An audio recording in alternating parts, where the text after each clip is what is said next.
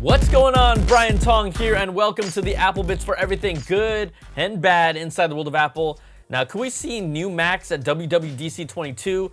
What's happening with iOS 16? And a first look at Apple's new dual charger. But let's start with what just got leaked, and this was just a few days ago. There was a support document found by 9to5Mac that revealed Apple may be planning to introduce a 2-port 35-watt USB-C charger in the near future. And it was actually on Apple's site for a brief time and then removed quickly after it was published. Well, now Charger Lab has revealed the alleged images of Apple's unreleased 35-watt power adapter with dual ports. And this is the first look at what could be its potential design. Now, the leaks show off a foldable prong design, and its two USB-C ports are side by side where other chargers have typically had them stacked on top of each other. There's also a circular dimple, one on each side, to help make it easier to remove the charger from a power outlet. The 35-watt charger would be able to charge everything from iPhones, iPads, the MacBook Air, and HomePod Mini. It's expected to be using gallium nitride technology, or GaN for short, that allows it to be smaller, lighter, and more power efficient than Apple's previous chargers. We've already seen companies like Anker and Spigen and others put out GaN chargers over a couple of years ago, and then dual-port chargers have been out for at least over the past year.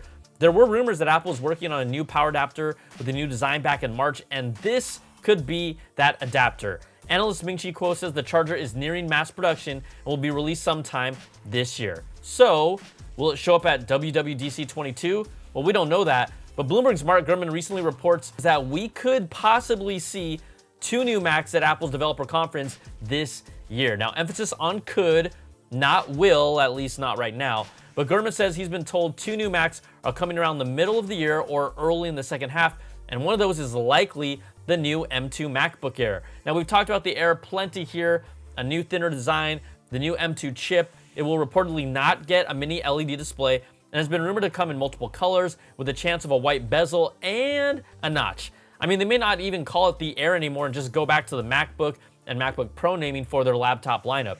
But Apple has got to release this before the back-to-school season. I mean, it's primed to be a killer product for Apple this year, unless you're a gamer, and honestly, almost every college student and young person wants a laptop that can game. I mean, my 5 nieces and nephews, they want PC gaming machines. The Mac just isn't that. So what could be the other Mac? Out of all the products to reveal what it could be, it was the new Studio Display. Say what? Well, let me fill you in. A recent issue happened where Studio Display owners weren't able to update their display to iOS 15.4 because Apple had accidentally unsigned it. So that was making it impossible to update. Now, a few hours later, Apple re-signed iOS 15.4 for the Studio Display, making the software update once again possible. And in doing so, the studio's firmware referenced one unaccounted mystery machine, according to developer and scooper Steven Troughton-Smith. Now, it's believed to be a new generation Mac Mini, referenced as Mac Mini 10.1, and what Troughton-Smith believes is the new M2 Mac Mini. So, will the M2 chip and new M2 hardware actually show up at WWDC?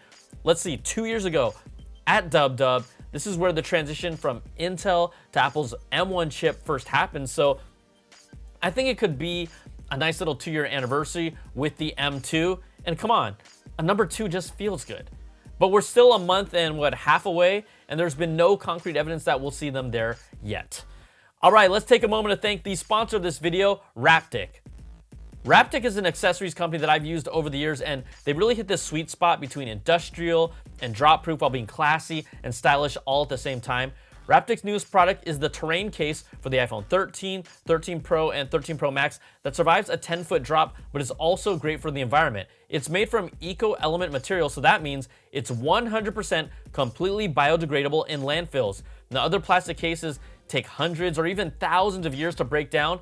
It's also the only iPhone case 100% made in the USA, so that cuts down on carbon emissions from being manufactured overseas.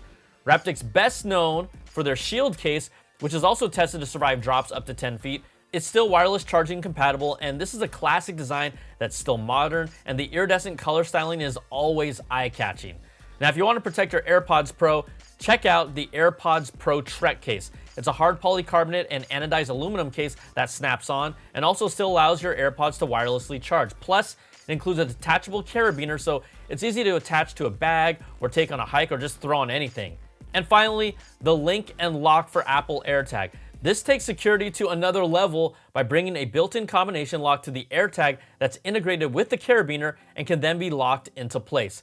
It's a zinc-constructed combo lock, and a polycarbonate housing holds the AirTag. So I haven't put an AirTag on my luggage because just putting a simple tag on it won't deter anyone from pulling it off, but they can't pull the link and lock off. So there are some of the truly unique products from Raptic. To purchase any of the products that I showed off here and more from Raptic, go to the link on screen and in the description.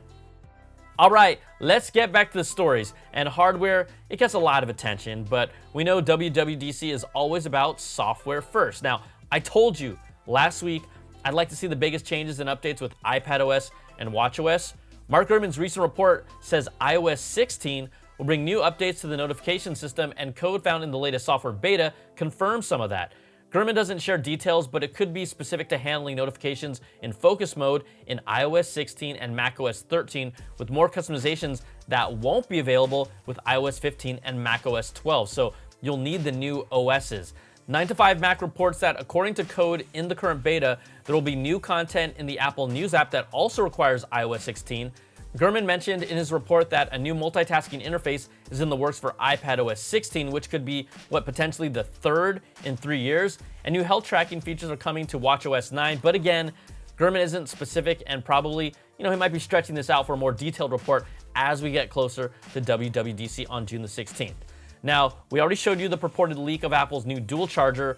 Well, that's not the only hardware they're working on right now. Patently, Apple revealed patents to game controllers that have been recently granted to Apple. The patent illustrations here show 3 different game controller concepts. The first one is like the design of the Nintendo Switch's Joy-Cons, with the controllers separated on both sides of the device. Now, they would be attachable game controller handles that would work in both portrait or landscape and support either the iPad or iPhone. The second design works like a foldable case with the buttons inside, and the bottom area could even have maybe a built-in display to show additional game content in between the controls. So it's like an iPhone gaming folio, but I don't think that would be a comfortable design or form factor for me. Now, the third design, this is more of a classic handheld controller that is completely separated from the iPad or iPhone. And if you're wondering, hey, what's new here because this looks like a traditional controller? Well, this isn't a design patent from Apple, so these sketches aren't what the controller will actually look like. It's just a general concept idea of where they will throw in a few of their own Apple twists compared to what else is on the market to make it unique. Man, Apple twists, they sound so good right about now. All right, this patent, it feels pretty experimental to me right now, and there are plenty game controller options out there already. Patents do give us an idea about how companies like Apple are thinking, and this is nothing official, but just a peek into their brains. And a feature that I've been long waiting for, really everyone has, picture-in-picture for the YouTube app in iOS for regular users. Like, this is a holy grail feature. It's built into iOS 15 if app makers take advantage of it, and I admit that I am that thirsty to call it a grail feature for YouTube. So right now, you have to be a premium member on an Android phone to be able to use this. Well, then the internet got excited by a tweet from Team YouTube recently that said this: are you using an iOS smartphone? If so, the picture-in-picture feature is still rolling out and will be available in a matter of days across all iOS 15 Plus devices. Tweet back at us if needed, Team YouTube. But the tweet has been taken down, and Team YouTube recently clarified its comments and said it was made in reference to the YouTube TV app and not the regular YouTube app. Cue the groan sound effect. I mean, how hard can this be, guys? Clearly, really hard. Hey, Team YouTube, you want to play with our emotions like that? You know what's coming. That's a bad apple. Boo! On you. I mean, that's just a poop tweet. It's poop. To get our hopes up like that, it's just poop-poo. Poop. All right. That's going to do it for this video. Hey, I'm still working on my Mac Studio review. It's coming together, so just sit tight. It's coming real soon. And if you like what you see, give me that thumbs up, subs up, hit that notification bell, ding, to get all my latest videos when they drop. And if you want more of that Apple goodness, you can check out my weekly Apple Bits XL audio podcast to get the latest deep dive with all these stories and new ones every week with special guests. Take care and be safe, and I'll see you on the next video. Peace and love.